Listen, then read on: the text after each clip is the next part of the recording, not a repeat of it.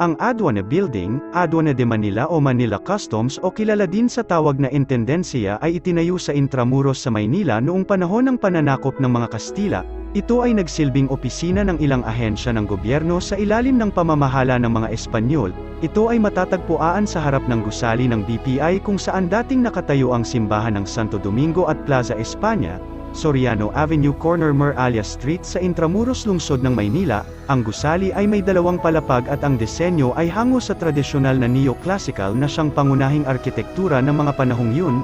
Ayon sa talataong 1822, isang Spanish engineer na nagngangalang Tomas Cortes ang siyang unang nang asiwa sa pagpapatayo ng naturang gusali na sinimulan taong 1823 hanggang matapos ang konstruksyon nito noong 1829. Sa kasamaang palad ang gusali ay nagtamo ng matinding pinsala dahil sa malakas na lindol na yumanig sa Maynila noong 1863. Dahil sa matinding pinsala tuluyan na itong giniba noong 1872. Sinimulang itayong muli ang gusali taong 1874 at natapos noong 1876.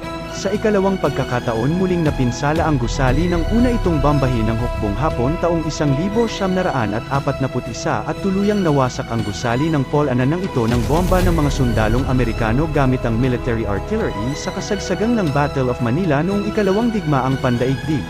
Matapos ang gyera sinimulan itong itayong muli at nagsilbi bilang opisina ng Central Bank of the Philippines, the National Treasury at nagsilbi din itong opisina ng Commission on Elections. Ang gusali ay tuluyan ng inabandona ng matupok ito ng apoy dahil sa sunog na sumiklab noong 1979. Ngayon ay sinisimula ng muli ang restoration ng Aduana Building para mapalakas pa ang turismo sa lungsod ng Maynila.